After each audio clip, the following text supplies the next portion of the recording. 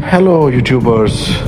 Today we're going to talk about an empire that breathed along for 4 centuries, expanding from 224 AD to 651 AD, the known as Sassanid Empire.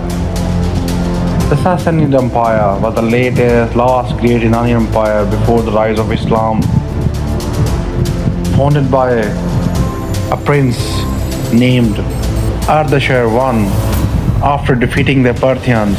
Parthians were another empire of the past of the Iran, from 247 BC to 224 AD.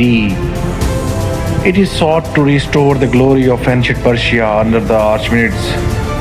The empire was a fusion of military strength, cultural brilliance, and religious devotion to Zoroastrianism. The founder of the empire, Ardashir I, have defeated the last Parthian king, who was very much disturbed within his own family. He had to fight with his own brother. The benefit of this internal fight was taken up by Ardashir I, who was son of a priest.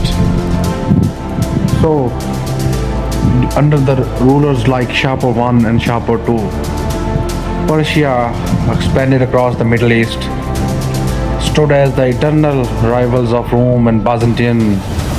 Its capital, Sigismund, became a center of art, architecture, and administration. The empire's boundaries expanded from the west of Pakistan and towards the Anatolia. It was a continuous opponent of the great Roman Empire. There were countless fights between the two empires. During the reign of Khosrow I, which is also known as Nushairwan the Just, Sassanid Empire had reached its cultural peak, welcoming philosophers, scientists, and scholars from across the ancient world. His descendant, known as Khosrow II Parvez, conquered Jerusalem, Egypt, and even threatened Constantinople. But the siege of Constantinople was unsuccessful. But his triumphs were brief. Internal turmoil and Byzantine counterattacks by Hercules weakened Persia. In the 17th century, the empire collapsed under the Arabian invasions. The last Sassanid king, Yazdgerd III, was killed in 651 CE, ending over 400 years of Sassanid rule. From the desert of Persis, the empire rose by Ardashir, son of Sassan, a man with a heart of fire, destined to rebuild the Persian dream. He united the tribes, forged an army, and swore to restore the glory of Cyrus the Great. In the year 224 CE, Ardashir faced the last Parthian king, as told by me earlier. Artabanus IV, steel met steel, dust met blood, and Persia was reborn through victory.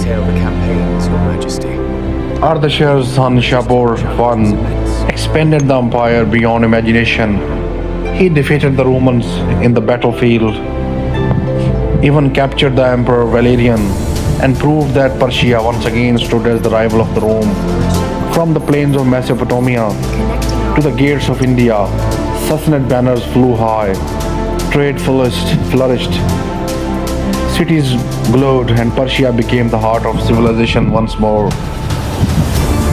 Born a king, Shapur II ruled before he could walk. He grew into a mighty ruler, defending the empire from Arabs, Turks, and Romans. Under his reign, Persia entered its golden glory. At the heart of the empire, the sacred flame of Zoroastrianism also burned. For centuries, Sassanids and Romans clashed like gods upon the earth. Neither could destroy the other. For as long as the Rome stood in the west, Persia stood in the east. Khosrow the just, Noshirwan the just, king of wisdom and light, he brought the empire to a new heights. But victory turned to pride and pride to ruin. The Byzantines struck back and cities burned and the empire of fire began to fade into smoke. Then came a new power under the banner of Islam and the battles of Al-Qadisiyah and Nahawad. The old empire of Persia fell before the faith of desert warriors. The fire temples dimmed, but the spirit did not die.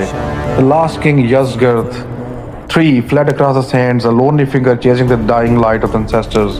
In 651 CE, the Sassanid Empire breathed its final breath.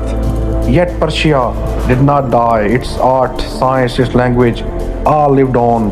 Zoroastrianism, wisdom followed in Islam, and Persian culture became the soul of the East.